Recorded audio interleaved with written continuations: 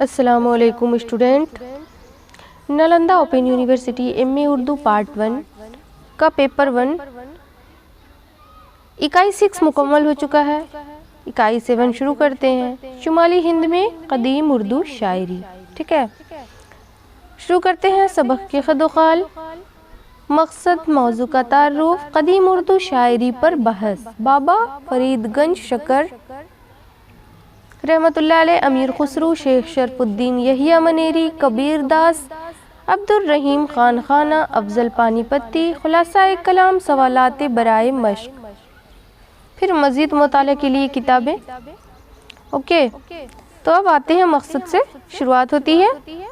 اس سبق میں طلبہ طالبات کو یہ بتانا ہے کہ شمالی ہندوستان میں اردو شاعری کا ارتقاء کس انداز پر ہوا، یعنی کس طریقے سے ہوا، کس انداز سے ہوا، یہ کس اسٹائل سے ہوا، اور اس ارتقاء مراحل میں ابتدا کے کون کون شاعر ہیں، یعنی شروع کے کون کون سے شاعر ہیں، اس کے بارے میں یہاں بتائی گئی ہے قدیم میں۔ ان شعراء کرام کے قدیم اردو اشعار کا نمونہ پیش کر کے طلبہ طالبات کے ذہن کو بالیدہ بنانا ہے، یعنی ان کے ذہن میں ڈالنا ہے اور ان کے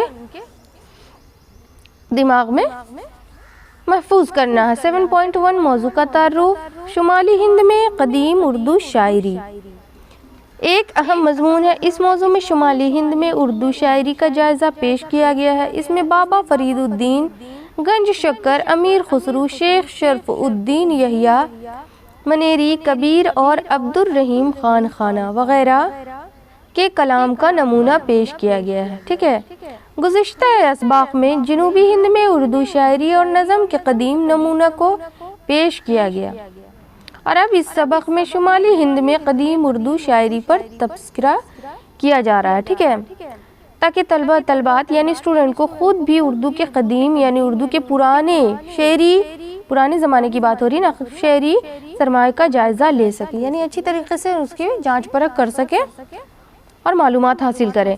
7.2 قدیم اردو شاعری پر بحث، جب 1193 عیسوی میں دہلی کی چوپان حکومت پر محمد غوری کا قبضہ ہو گیا تو اردو زبان کو پنپنے کے مواقع بہت ملے۔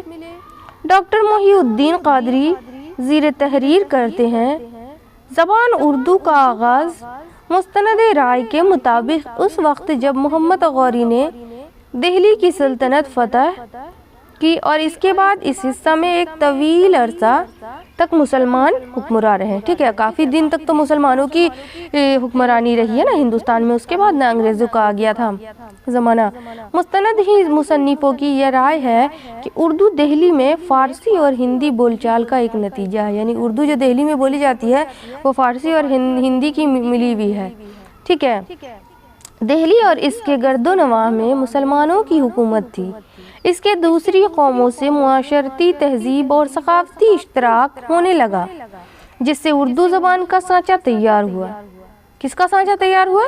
تو اردو زبان کا۔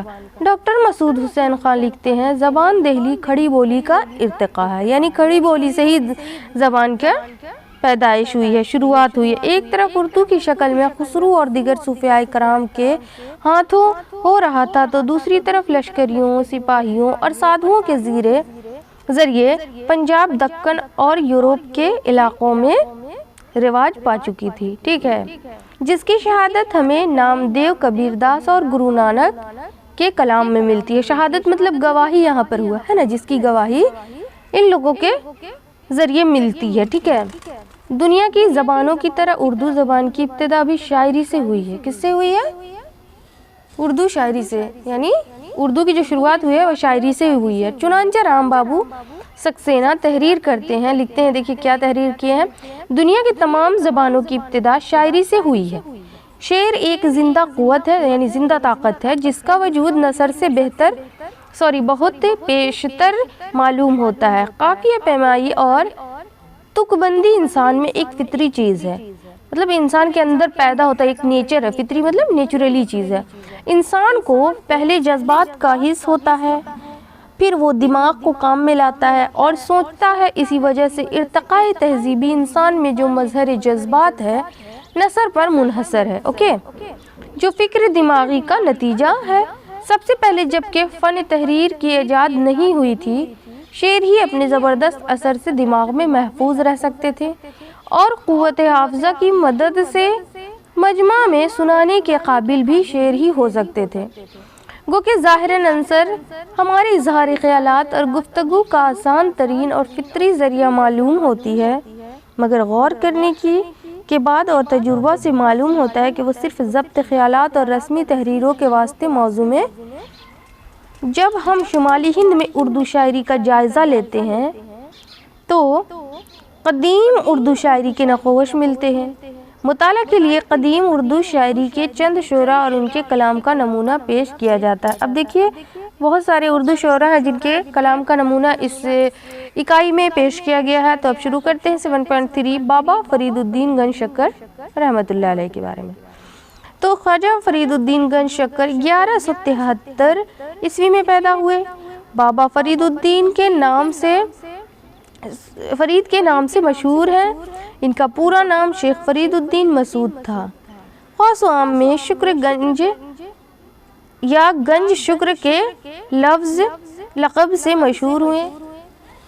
حضرت خواجہ قطب الدین بختیار کاکی کے مرید بھی تھے اور خلیفہ بھی، اور ان کا تعلق خواجہ بزرگ بانی حضرت معین الدین چشتی اجمیری سے تھا۔ ٹھیک ہے، یعنی سب اولیاء کے نام یہاں پر درج ہیں، دھیان دیجیے گا۔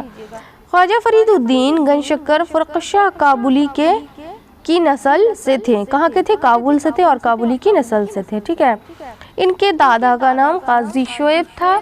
بابا فرید الدین گنج شکر کے والد جمال الدین بانوی تھے۔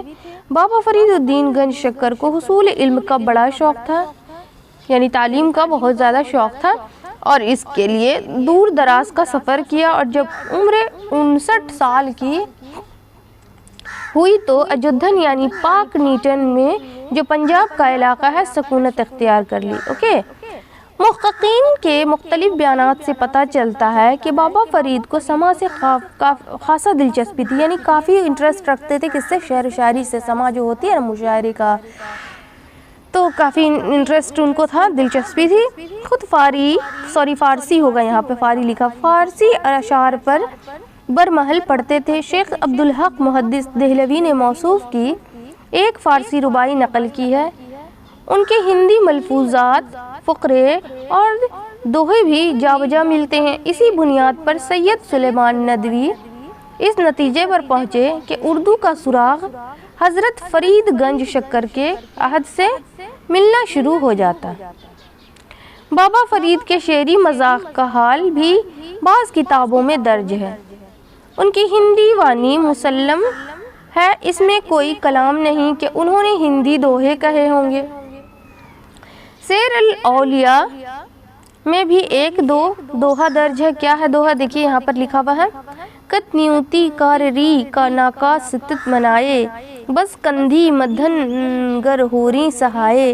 اس طرح کے الفاظ میں وہی قدیم شاعری جو ہوتی تھی یا پھر قدیم نثر تو اسی زبان میں نہ لکھی جاتی تھی، تو آپ لوگ سمجھ رہے ہوں گے، نمونہ کے طور پر پیش ہوا ہے۔ ریختہ کے نمونے حسب ذیل ہیں۔ راستہ وہی ہے گوید، چپا یہی ہے گوید، در دل یہی ضرب کند، تاراستا اینہاں تو گوید۔ مولوی عبدالحق نے ریختہ کی جو مثال دی ہے وہ یہ ہے، وقت سحر وقت مناجات ہے، خیز دراں وقت کے برکات ہے۔ یاد رہے کہ بابا فرید گنج شکر کا کلام سکھوں کے مذہب کتاب گرو گرنتھ میں بھی ہے۔ جس زمانہ میں یہ کتاب مرتب ہوئی تب سے آج تک جو بھی کلام اس میں درج ہے وہ اصلی صورت میں ہے، یعنی الحاق امور کی جب بھی بات آئے گی تو گرو گرنتھ کی شاید سے پہلے کی ہوگی۔ اتنی بات مان لینے میں کوئی مذائقہ نہیں، یعنی کوئی حرج نہیں کہ بابا فرید ہندی جانتے تھے اور ہندی گو بھی تھے، یعنی ہندی بولتے بھی تھے، جانتے بھی تھے۔ ٹھیک ہے، ہندی میں شعر و شاعری بھی کرتے تھے، لہٰذا انہوں نے تبلیغ و اشاعت کا جو بھی کام سر انجام دیا ہوگا اس میں ہندوی مزاج کا عمل دخل ضرور ہوگا۔ بابا فرید کے کلام کا ایک نمونہ ملاحظہ ہو، فرید آج تو عقل لطیف ہیں کالے لکھنا سیکھ، آن پڑے گریوان میں سرنی وا کر کے دیکھ۔ فریدہ کالے مینڈے کپڑے کالا مینڈا دیس، گنہی بھریا میں پھراں لوگ کہن درویش۔ کوک فرید کوک جیوں راکھا جوار جت لگ ٹانڈا نہ گرے تب لگ کوک پکار فریدہ کن مسلی صوف گل دل کائی گراوٹ باہر دسے چاننا دل اندھیری رات. تو یہ جو ہے فرید کے نمونے پیش کیے گئے ہیں، لیکن ایسے تمام اشعار ہمیشہ شک کے دائرے میں رہے ہیں.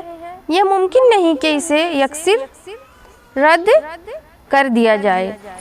بالخیر تحقیق کے قبول کر لیا جائے، لہٰذا ایسے اشعار کا ذکر تو ہونا ہی چاہیے. اوکے، تو یہاں پر جو ہے بابا فرید گنج شکر رحمۃ اللہ علیہ کے بارے میں پوری ڈیٹیلز دی گئی تھی. ان کا نمونہ کلام بھی پیش کیا گیا تھا، یعنی جو شاعری انہوں نے کیا تھا، دوہا بھی تھا، سب کے بارے میں پوری ڈیٹیلز تھی. تو اب جو ہے نیکسٹ ویڈیو میں امیر خسرو کے بارے میں بتاؤں گی. ان کا ڈیٹیلز جو ہے پیپر 1 میں بھی دیا گیا ہے، قدیم کے بارے میں ہے، تو پوری ڈیٹیلز ہے، پوری جانکاریاں ہیں. انشاءاللہ پچھلی ویڈیو میں بنائیں گے. اور آپ لوگ ایک دم مطلب پیشنس رکھیے، کوشش میں لگی ہوئی ہوں کہ آپ لوگوں کو جلد سے جلد پرووائڈ کراؤں کوسچن آنسر. تو اس کے لیے آپ لوگوں کو واٹس ایپ پہ جڑنا پڑے گا. آپ لوگ گروپ بنائیں اور واٹس ایپ پر جڑ کر کے کوسچن آنسر کو پرووائڈ کر سکتی ہیں. جلد ہی اس کا انفارمیشن دیں گے اور واٹس ایپ نمبر بھی آپ لوگوں کے لیے اویلیبل کریں گے. اوکے، ملتے ہیں نیکسٹ ویڈیو میں. اللہ حافظ.